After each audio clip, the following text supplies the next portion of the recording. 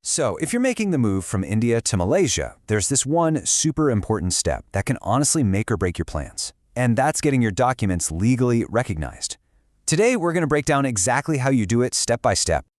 All right, so you're planning this huge move to Malaysia, right? Maybe it's for a new job, for school, or maybe you're joining family. Your passport's ready, visa's sorted, but what about your degree, your marriage certificate? Are they actually valid for official use in Malaysia? Because without the right stamps, that amazing job offer or your university admission could be in serious trouble. And that's the big question we're tackling today. Okay, so why does this whole process even exist? Well, it all comes down to a little thing called international law. Specifically, it's about whether a country is part of something called the Hague Convention. And here's the key difference you absolutely have to get. You see, countries that are part of the Hague Convention, they use a pretty simple process called an apostille. But here's the catch. Malaysia isn't a member. And that means it requires a much more detailed, multi-step process called embassy attestation. This is why a simple notarization from India just isn't going to cut it. So that brings us right to the heart of it. What exactly is this embassy attestation that Malaysia needs? Let's define it. You can think of it like a chain of trust. Embassy attestation is just a sequence of official stamps, each one from a higher and higher authority that all work together to prove your document is the real deal. Every stamp is like a seal of approval, building up the legal power of your document until it's finally recognized by Malaysia. The journey your document takes, from being just a piece of paper to a legally recognized certificate, it happens in 4 clear stages. Let's walk through them one by one.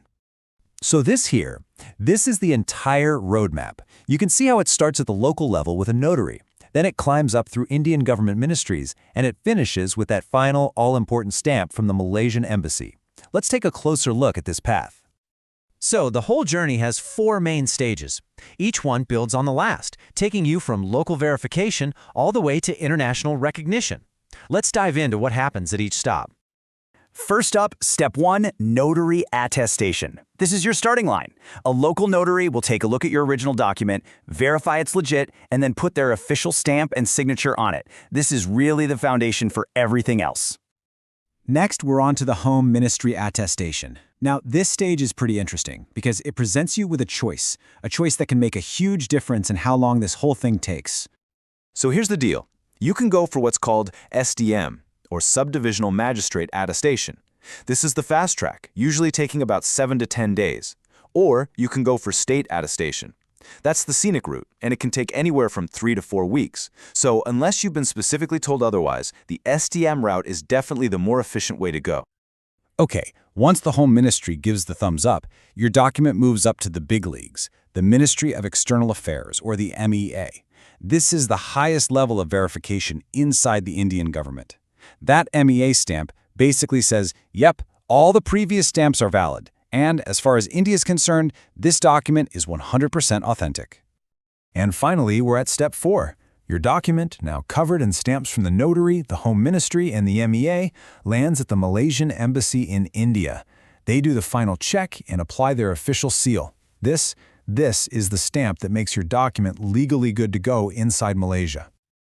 And there it is, the finished product. Just look at all those official stamps and signatures. You can see the notary, the government departments, and then that final consular stamp from the High Commission of Malaysia. This is what all that work was for, a document that is officially, legally, and totally recognized. All right, now that you know the whole process, let's do a quick run-through of exactly what you need to have ready. Think of this as your personal checklist. It's actually not too complicated. You're going to need your original certificates, your degree, birth certificate, whatever it is you're getting attested. You'll also need a clear photocopy of the front and back pages of your passport.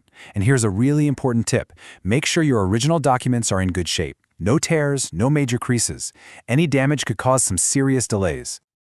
Before we wrap this up, let's go over a few key takeaways. These are things you'll definitely want to remember to make this whole process as smooth as possible.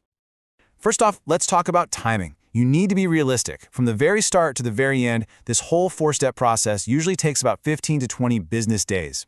Now that can change, of course, especially depending on that SDM versus state choice we talked about earlier. Since you have to use a service, this piece of advice is just gold. I know it's tempting to try and find the cheapest service out there, but trust me, this is not the time to cut corners. Choosing a reputable, trustworthy company is absolutely essential if you want to avoid fraud or just massive frustrating delays with your super important documents. And there you have it. That's the complete roadmap for getting your Indian documents attested and ready for Malaysia. Now that you understand the steps, you're so much closer to your goal. So, with your documents on their way to being sorted, what's the next big thing you're planning for your journey?